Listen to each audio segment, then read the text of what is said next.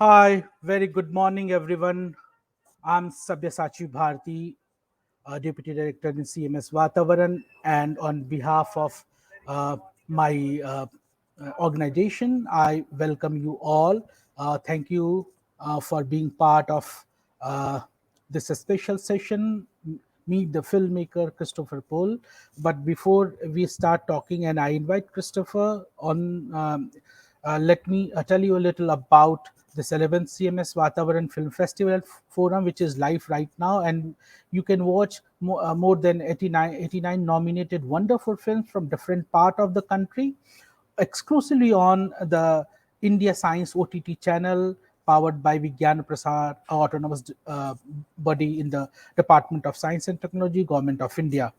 Uh, we will be having a discussion with enlightened filmmaker every day from 4 to 5, where you can come, you can participate in the discussion, you can ask questions, and we will be trying to answer those questions. Apart from that, we will be having various programs that will be the discussion with environmentalists, a discussion with the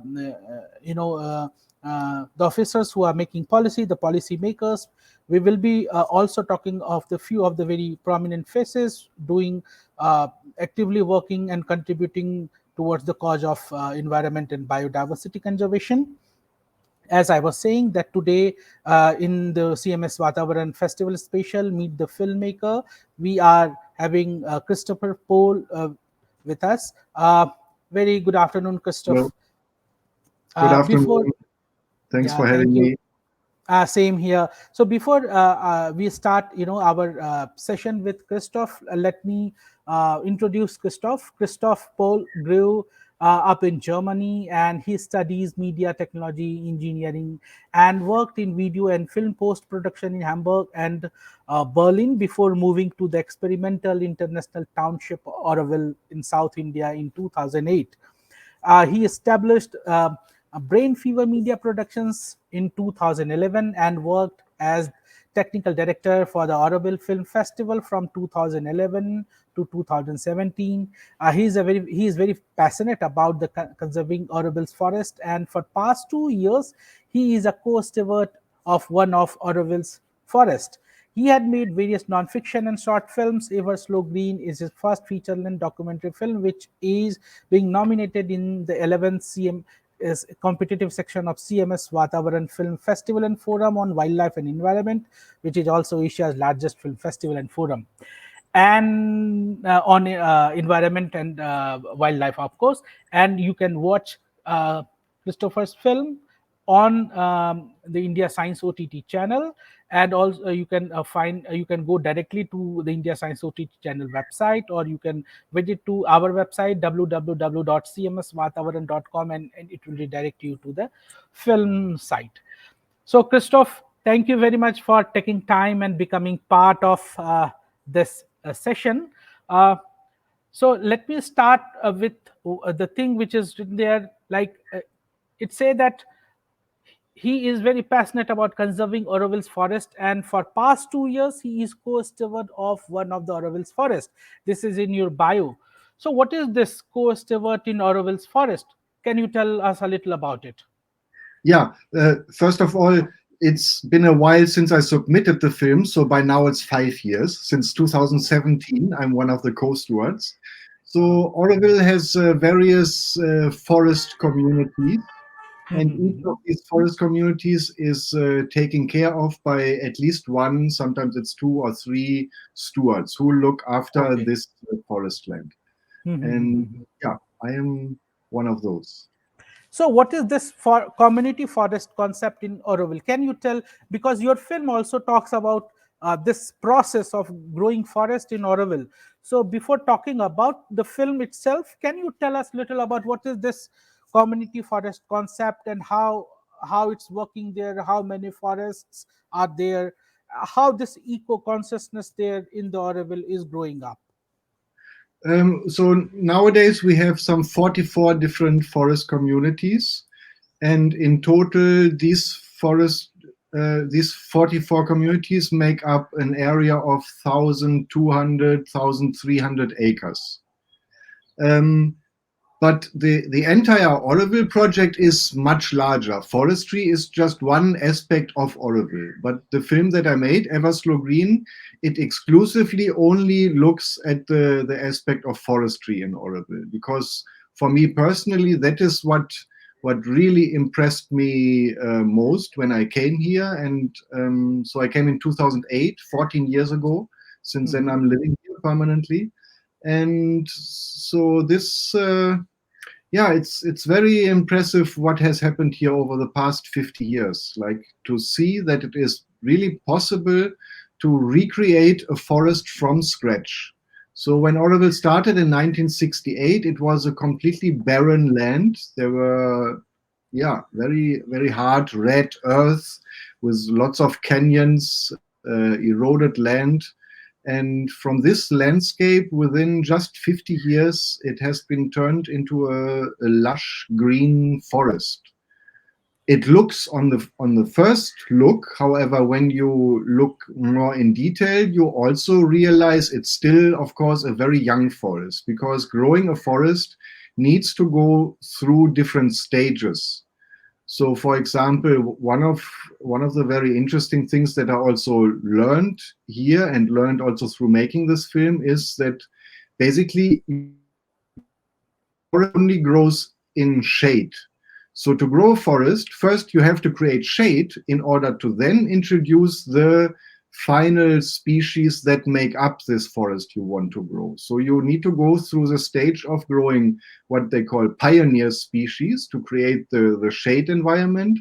And in that shade, you grow the variety of species that you want to grow. So when we talk about this forest community, what exactly is the forest community? What do you mean by forest community?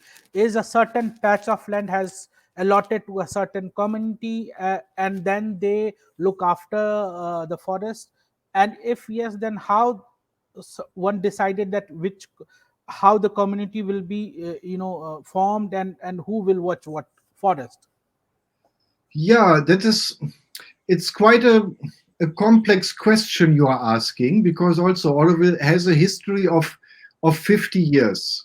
Yeah. So it has slowly grown over the 50 years. In the beginning, there was quite a lot of land and quite few people. In the beginning, there were just a few hundred people here, and then slowly the population grew. Um, yeah, and in the beginning, as I said, there were very harsh conditions.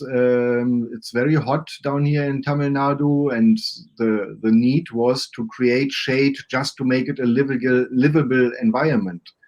And from Hmm. this need to plant trees to create shade in order to live more comfortably, Hmm. slowly also the expertise developed that people started to look into, okay, what is the original vegetation of this area, Hmm. and yeah, um, um, do research in this field, and go around and see what forests are actually left in this area, because it's quite a unique vegetation that you have here on the coastal belt of Tamil Nadu. Hmm. Um, and yeah, people went around, and where people usually found existing vegetation was around temples. Like, around Okay. temples, you usually have temple groves where people don't Hmm. the forest. So there you have the chance to still find specimens that are several hundred years old, and collect seeds, and bring them back into nurseries, grow seedlings, and plant those species and Hmm. recreate the biodiversity that used to be in this area. Great. So this is Wow, the work wonderful. that's happening here nowadays. And Okay. more also, there's outreach happening, that the knowledge that we accumulated here in Auroville, to Mhm. spread it and to connect with other forestation projects in this area and beyond. So that's very interesting. Okay, that was really wonderful information. Now, coming back to your film. So, before we start discussing about Everslow Green, let me share a film clip with our viewers, and then we'll be talking about your film and this process. So, viewers, here is a clip from the film.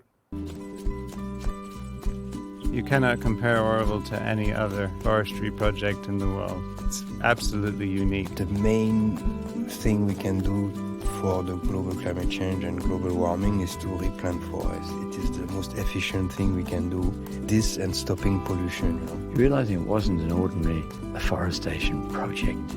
Together we have more strength, and our dreams can, I think, become more powerful and become true. I guess you could say a divine soup of genetic material, both on the human level as well as on the forest level. Because we are pioneers in the recreation of tropical forests. An opportunity to be part of the solution. The animals came back because it was very quiet and very well protected. None of us really consider this our job. We work full-time at it for probably decades, but we do this because we're so passionate about it.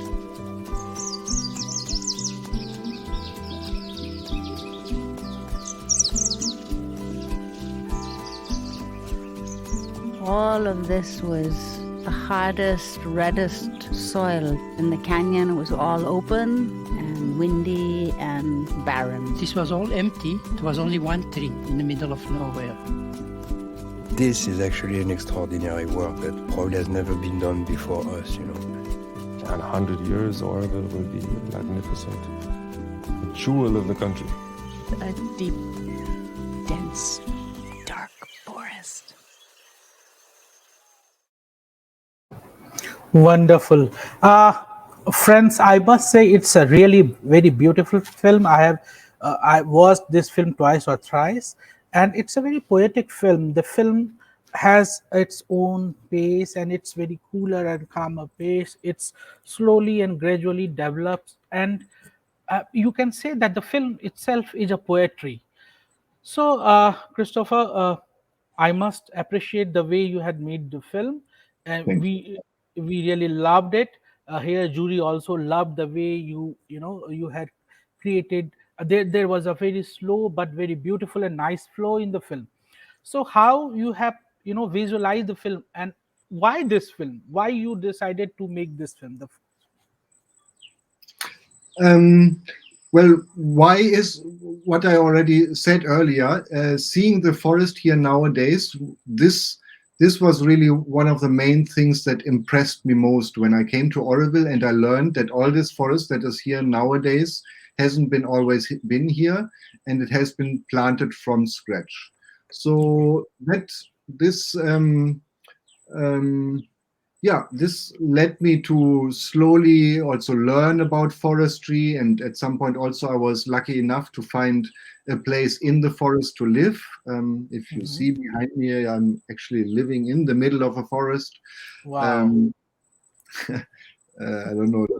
Yes. Yeah, we can see a little bit. Yes.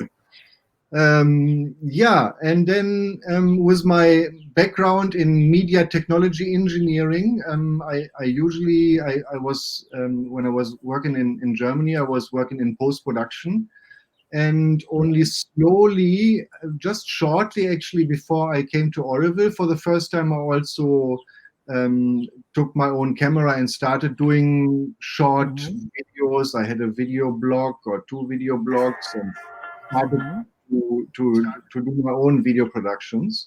And somehow there was always also this distant dream that one day I would like to attempt to make a long film, like longer than 45 minutes, an hour, or maybe 2.5 hours. So there was then this vague idea, or this could be a topic I could start to develop into a long film. But it took me many years to get it into a concrete project. And then in 2018, we had the 50th anniversary of Auroville. It started in 1968, so 2018, 50 years. And for the 50th anniversary, there were some funds available. And before that, the group who was dealing with the anniversary celebrations, they were calling for projects. So I took this as an opportunity to write a project proposal to make a long film about this process of recreating a forest. So that actually got me started. And then making the film was roughly a process of around 2 years with preparation, 4.5 months of shooting, and then another 9-10 months of editing. Yeah. Okay. So one thing I just wanted to know, that every documentary filmmaker or every filmmaker has a pace in his or her film. So you had selected a very slow moving, pace for the documentary. So why you decided to make a film in a slow pace? Why don't talking about this and cut? Why this slow pace? Just trying to understand your thought process behind. Yeah.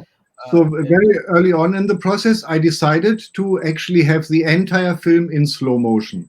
So in production, we shot everything with a high frame rate, so that you are able to create a smooth slow motion.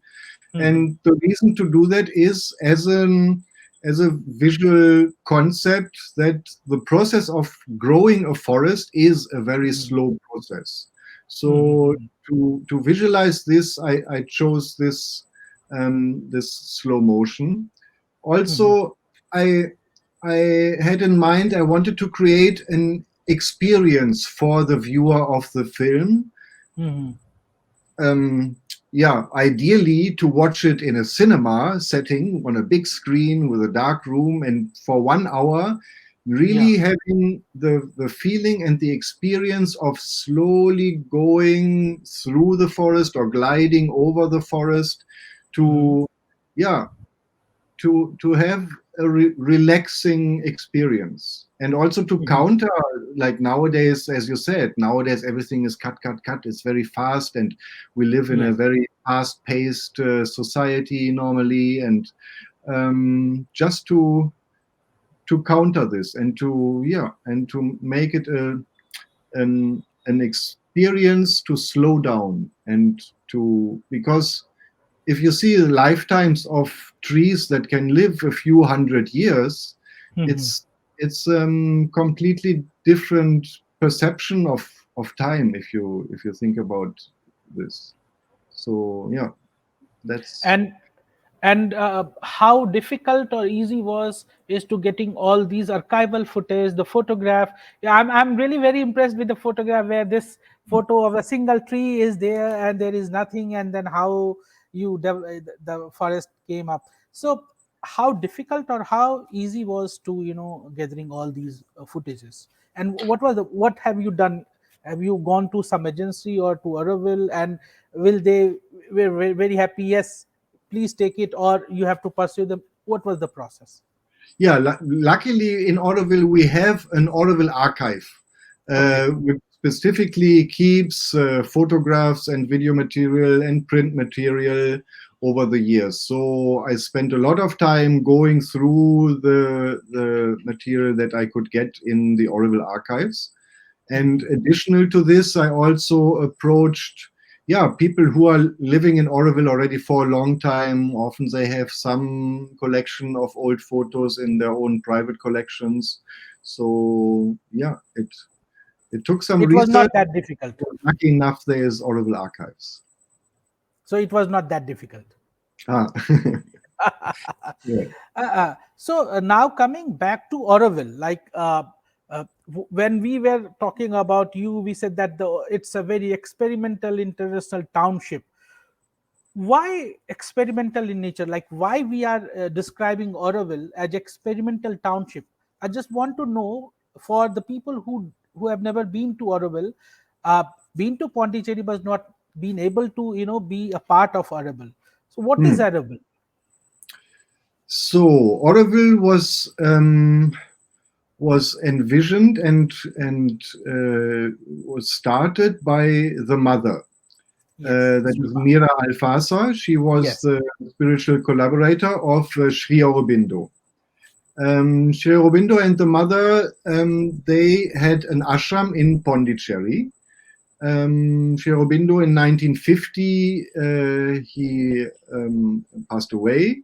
the mother continued to run this ashram. So the idea of Auroville is to create a spiritual place which is different from an ashram. Like Auroville is meant to be a place where there's family life, you are right in the middle of normal worldly life. So in contrast to ashram life, where you tend to be sort of slightly disconnected from the rest of from normal life. So that is behind the idea of Auroville. So, and it's based on the philosophy and ideals of Aurobindo and the mother, to lead a spiritual life, but be very much in the middle of the world. Yeah. So, what is the general routine in Auroville, like, and who and how can you be a part of Auroville's society, and who can be a part of Auroville society? Like there's a charter and a dream that are the foundations of the ideals of Auroville, and I think in the charter it says, maybe I'm wrong, but somewhere it says everybody of goodwill is welcome to come and join Auroville, and that basically is the invitation to everybody who is open for this to lead a spiritual life. And yeah, and we have various ideals in Auroville. Like we try to create a community where you become more independent of money. Like within Auroville, we have different projects where we try to avoid the use of cash money. For example, we have a goods store for food purchases, but you don't purchase them. You are a member. You pay a monthly contribution, and when you go to this shop, which is not a shop, you don't see any price tags. So it leads you to a habit to really think about what you need rather than what you can afford or maybe what's on offer. So you go there and really choose what you need, and at the end of the month, like everything is still it's built into an accounting system, but you don't necessarily see this. So you don't go shopping having in mind how much money you are spending at the moment. So that is one example. Yeah, and what's the daily routine? It's really a difficult question, because all these 3,000 plus people in Auroville, we all have different routines. Like I can talk about myself personally. So as I said, I'm involved in forest work. So that means like a few days a week, I spend time in this forest that I'm taking care of together with 2 other caretakers. And the works there, they are varied. Like here in the southeast, we have southeast monsoon. So between October and December is our main monsoon. That is the time when most of the planting happens. So before October, when the first short rains are coming, then we are starting to dig the holes for the planting. We prepare the planting, and as soon as the monsoon starts, we do the planting work. In other times of the year, an important part is to keep the fences intact, because especially in India, you have freely grazing cattle and goats. And when you try to grow a forest, that is really detrimental. So you try to keep those out. So you need to keep your fences intact. Also, there are certain kinds of thorny species that are quite invasive. So another work is removing those invasive species. In very dry, hot summers, for the first 1 or 2 years, we also occasionally water the trees that we planted in the past monsoon. So these are the kind of works that are happening in taking care of a forest. Yeah. Now coming back to your film making life, it says that uh, you were also the technical director for Auroville Film Festival from 2011 to 2017. Can you tell us a little about the Auroville Film Festival? How it started, when it started, what are the tenure, and how can anyone participate in the film festival? Uh, how you do it? Yeah, so the Auroville Film Festival happens every 2 years. The very first time it happened in 2009. There was just 1 year after I arrived in Auroville. So in the first year, I actually only participated with a short film that I've made. And then I got to know already a little bit the organization team. And then the next year also I joined as a team member in the technical section. We have usually 4 different categories in the festival. 3 categories are centered around Auroville. So the categories are films made by Aurovillians or guests of Auroville, or also the bioregion, like we consider Pondicherry and the near bioregion. They participate in this category.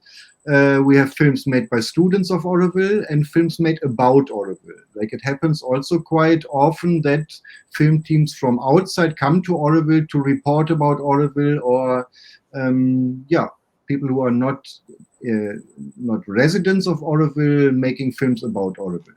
And then as a 4th category, we have an international category. And this, we are screening films that develop the theme of human unity. Human unity is the top aim and ideal, what we are thriving for here in Auroville. This is the raison d'être of Auroville. To try to live together peacefully in a society, live a spiritual life, and evolve your consciousness collectively. So we try to find films that somehow deal with this topic. It might also be that it deals with quite the opposite, like films that show conflict and quite the opposite of human unity. But then, in a way, I mean, every film has not only one topic. So this is how we look for the film. So on behalf of CMS VATAVARAN, I am taking this opportunity to express our willingness to help you in any way we can, because as a CMS VATAVARAN, Asia's largest environmental film festival and forum, we do have a great number of films which is talking about the environmental consciousness apart from other problems. So we will be glad to help you. Now, thank you. So now coming back to your life again, Christopher, you born and grew up in Germany, and then you decided to study in the media technology engineering. So was any specific reason for choosing media technology only, or? Well, funnily, to be honest, before I started media technology engineering, I actually started to study environmental technology engineering. Wow. But then, after some time, I realized that graduates of that study, they often end up working in the industry, and they are responsible for knowing the environmental law, and basically their job is to see how close can you get within the limits of what is allowed. So this kind of, it didn't really then sit well with me, that I didn't see myself working in an industry and not really doing something for the environment, but only being the expert of what what is being allowed.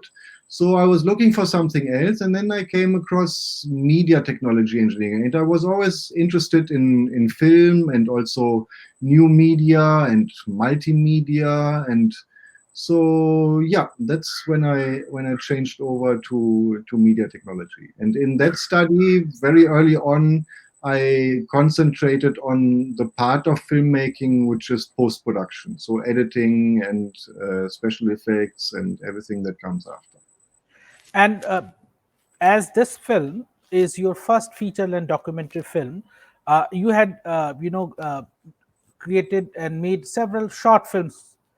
So how many films you had created? How many films you had done till date? And apart from this film, which was your very near to heart, and why? Oh, I didn't ever count those. And also whatever I did before, I always made short films that I immediately put out in the open. So they are all freely available, or they were on commission.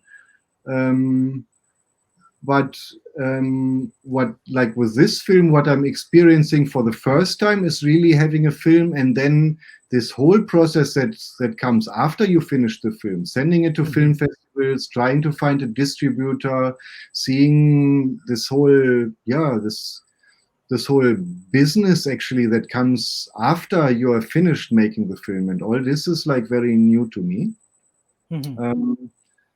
Yeah. So,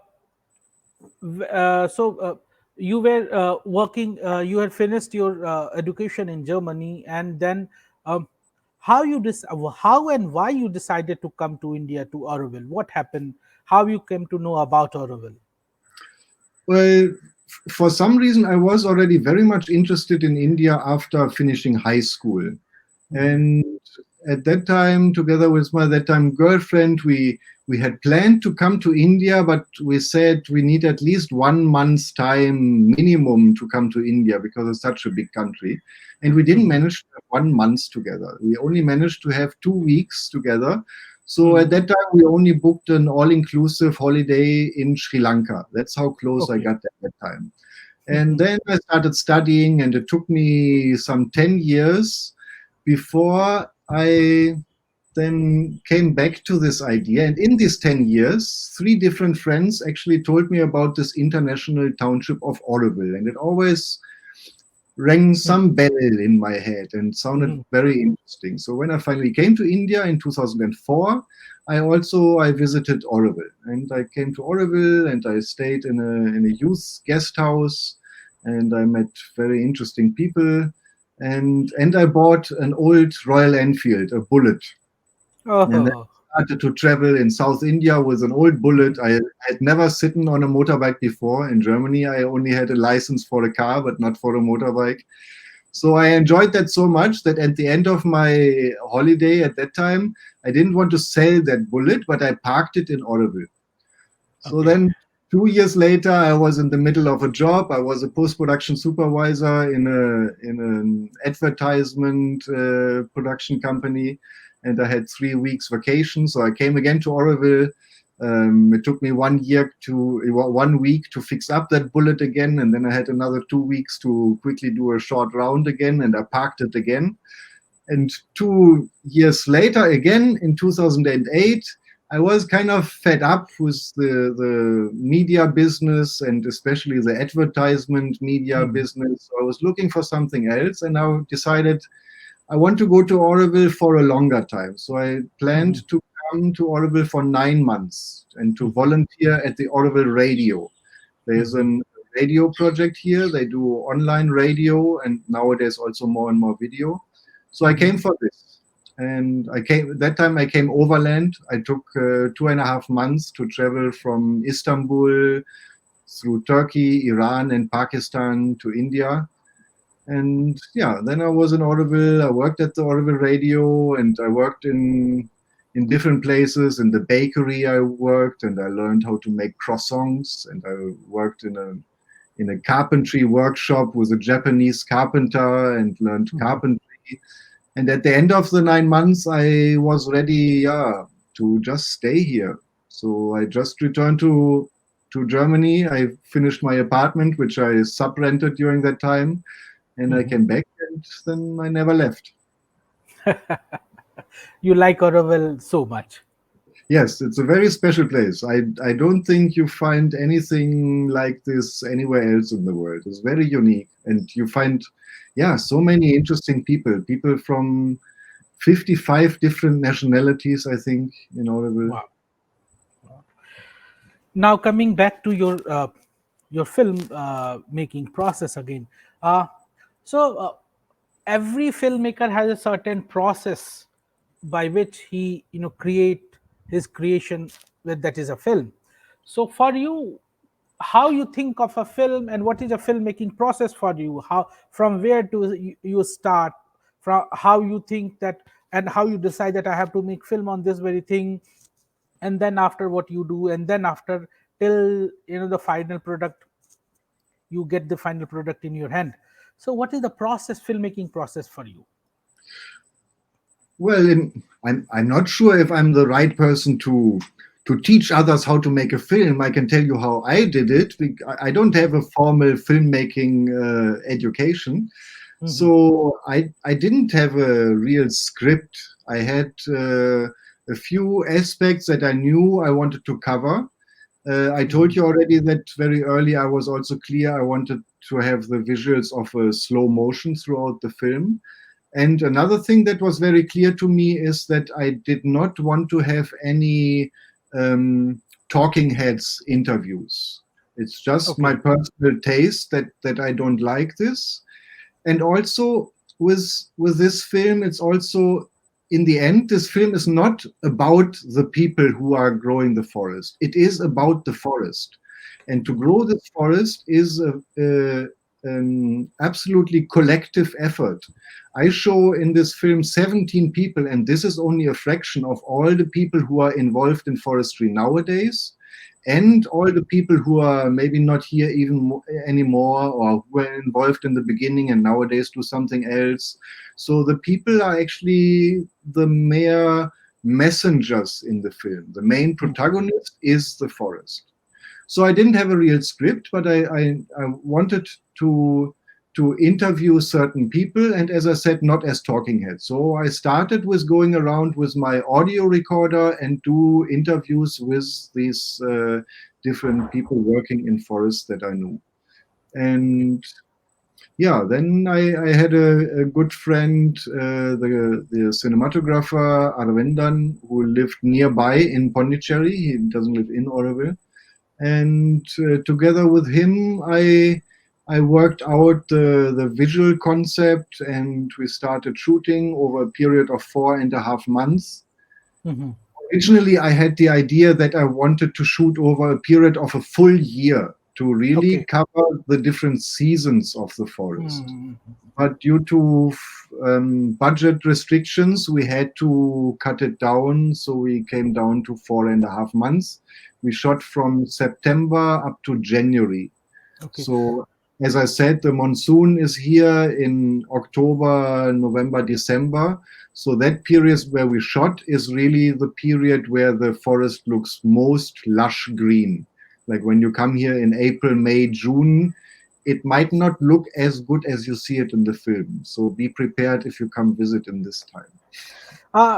We were talking about the budget of the film and restrictions. I had a question from Hers Khatwani.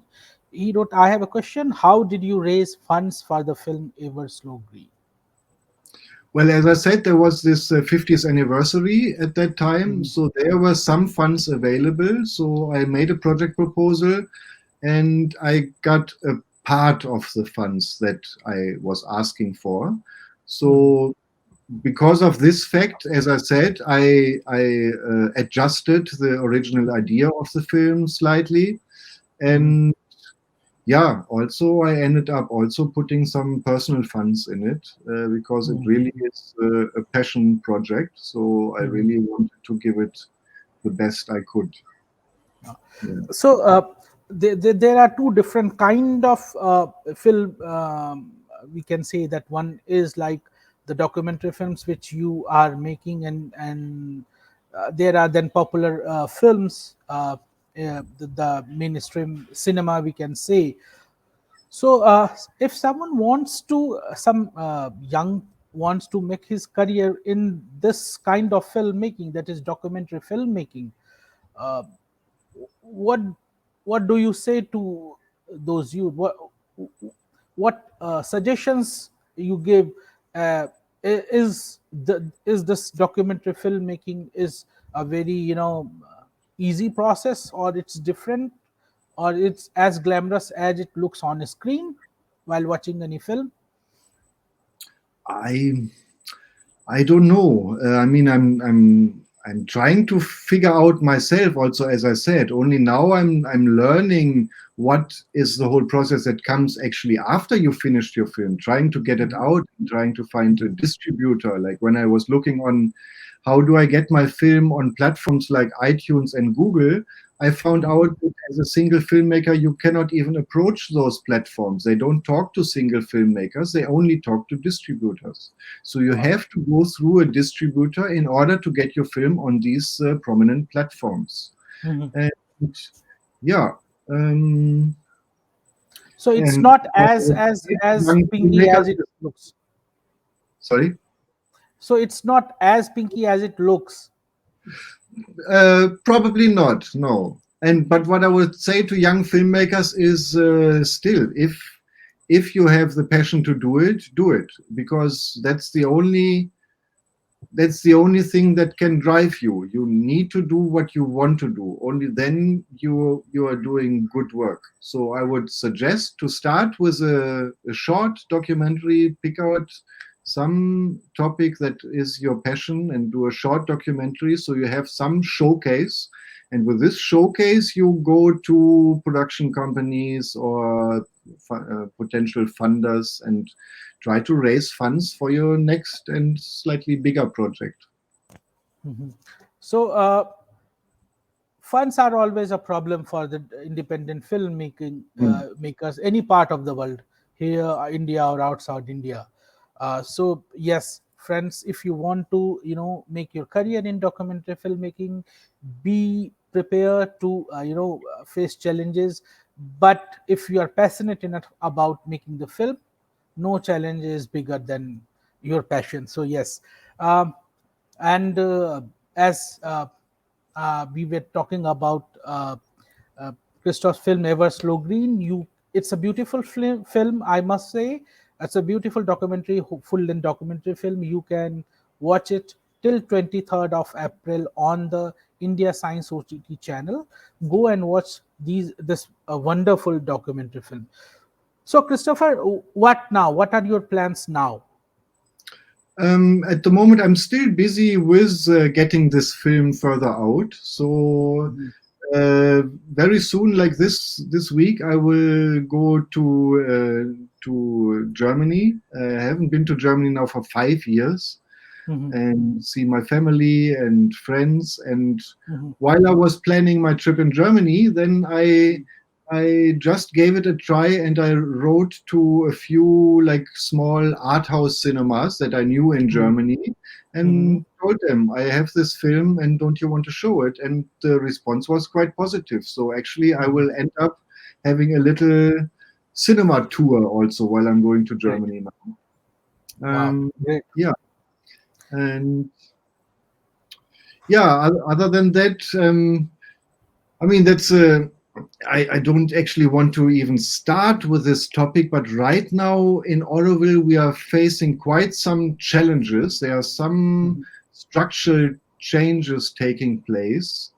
So if you're interested, you will find a lot about it on the internet. There's one website I would suggest if people are interested to see facts about the current situation. So that website is called standforaurovilleunity.com. So yeah, that's as much as I would like to talk about it now. And there's actually one more thing I would like to share with young and future filmmakers, one experience that I made in making this film Ever Slow Green. So not only because of a lack of funds, but also because I wanted to. In this film, I actually was wearing 3 hats. I was the producer, I was the director, and I was also the editor. And I made the experience that I don't think I will do that again when I make another project of this size. And I really realized that it does make sense that these are 3 different positions normally. Like when you're the director of the film, you don't want to always be concerned with all the organizational and financial topics at the same time. So having somebody separate who takes care of this is definitely a help. And also, it's a help if the editor, in fact, has no attachment to the footage, like really sees the footage for the first time on the in the editing suite, and does not know how difficult it was to get this shot, and really like objectively judges the shots on how they provide for telling the story that needs to be told. So I think for the next project, I would choose just one of those 3 positions. Yeah, sometimes it's very difficult for a director to decide what to put and what not to, because a film is a, as a baby for a director. So each and every shot is very dear and near to his or her heart. So yes, it's a difficult job. So you were talking about editing. So sometimes people say that the films are being made on the editing table. So are you agree with it? So Well, if you see the end result, yes. So, but basically, I don't know who said it, but some famous quote is there that every film actually contains 3 different films. The film that is written down as a script is one film. The film that is being made while you're shooting it is another film. And the film that is finally being made in the editing suite is the 3rd film. So, but that is just the normal process of coming to a final product, I think. okay. So you said that when you started, thinking of this film, so what about the script? You had, you had a script written with you, or you just had a outline of how the documentary should be, and then you developed the script while shooting? How was the process? What was the process? Yeah, I have to say I never really had a script. I had some few topics outlined that I wanted to have covered in the film, but then I simply went ahead and interviewed different people and collected a total of some 15 hours of audio interviews. And then I had a very valuable help by Leslie Brannigan, the associate producer, who helped me in sorting out these 15 hours of audio material to create actually the storyline out of this. So it all happened directly on the material. We never really had a real script as such. And yeah, and that's another recommendation I would give to young filmmakers. Yeah, try not to do it all by yourself. It's very, very challenging. So having somebody to do it together with, and to give another perspective, and to constantly also exchange ideas, that is a very important process. So filmmaking definitely is a team effort. Yeah, the perspective which you said, yes, sometimes we are so, so engrossed with the subject which wanted to shoot, we cannot s- able to understand it from a third party point of view. So having a third set of eye is always good for any project. So Yeah. yes, that is always, third set of eye is always welcome.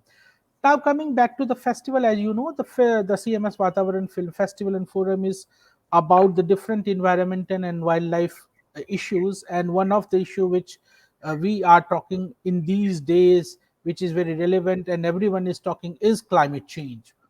So you when you came to Auroville first time, and now this is 2022.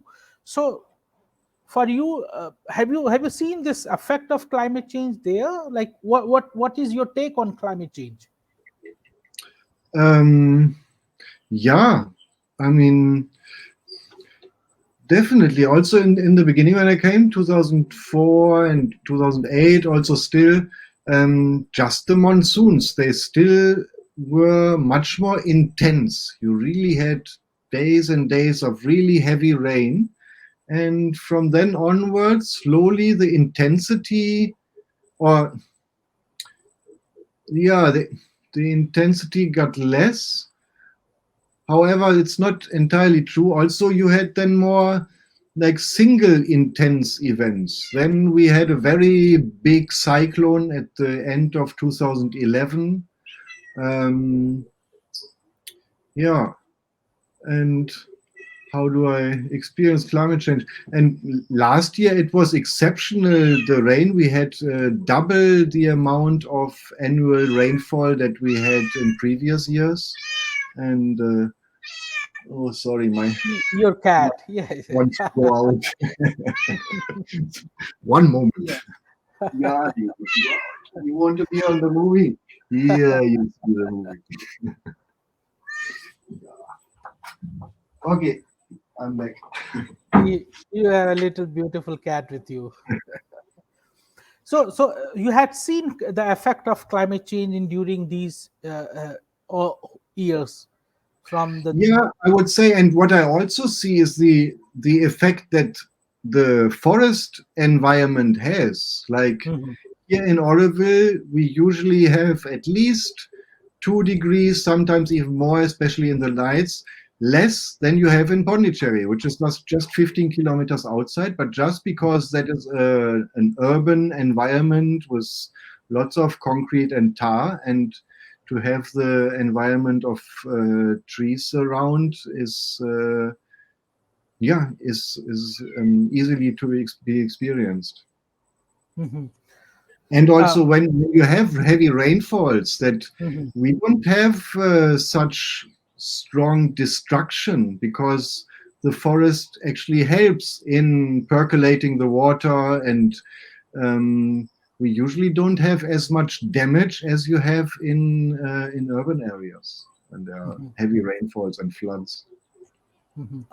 So you do feel that there is a change due to global warming in around us, and probably maybe the density, the total accumulation of the rain doesn't go down, but the number of days has gone down. You had a total, yeah, except for last year, that was exceptionally strong rainfall we had. Yeah. For last 2 years, Christopher, we were dealing with this pandemic, COVID pandemic, and it has changed our world in a drastic way. My last question to you is that how much do you feel that the film festivals like us are relevant, and how these film festivals are, do you think that these film festivals are effective first, and how do these film festivals can sustain, because you are also from a film festival background, you had run Auroville Film Festival, being a part of that. Yeah, I think film is the strongest medium to carry a message. And yeah, in this pandemic, we have seen that film festivals now are forced to move online, as we are doing now also, to virtual film festivals. And the opportunity that this brings with it is you have a much wider outreach than just the local population of where you're actually conducting the festival. I think still it will take some time to really pick up. Like, also watching a film on a computer screen is a completely different experience than watching it together with other people in a cinema environment. So personally, this is what I'm missing most, and what the experience of watching a film with a community in around you in a certain space is different than the having the film festival online. Definitely. But one thing we must say that the technology has given the film festivals to go to the wider audience. So we can say, I think, and I think that you also, you agree with my point that, the hybrid mode which we are talking, where we are thinking of doing certain days of festivals on a fixed venue, and then going into online mode, will give us a opportunity to have the best of the both world kind of thing, online and offline. Yes, definitely. And I don't know how technology will develop further, but as I said, what for me is missing in the online festivals is the interaction with the other audiences. So if online festivals can provide some sort of platform also, where as an audience you can connect with each other, that would be a great step forward, I think. The so you say, you are saying that the online platform is good, but online platform can also give a tool to, interact with each other. The audience can interact with each other there on the platform, like, chatting or talking to each other during watching the film. Certainly. And you are seeing your Auroville festival also going into hybrid mode, or what are the The plans? last festival in January, we wanted to do it in hybrid. We were all prepared to have it online. We had a nice platform to show our films online, and we wanted to do physical screenings. And just 5 days before the start of the festival, the COVID restrictions got more strict here in Tamil Nadu, and we had to cancel all our live physical screenings. So it was online only. Was a bit of a pity, but it was also a good learning experience of how to conduct a festival online. Thank you very much, Christoph, for talking to us, and I hope that we can have your festival now, as the restrictions has gone down, and we hope that in coming months we can be able to have a traditional festival once again.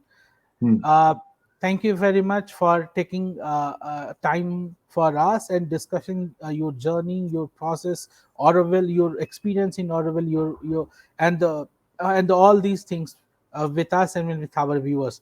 Thank you very much, Christoph. Thank you very much for having me. All the best for the festival. Thank you very much.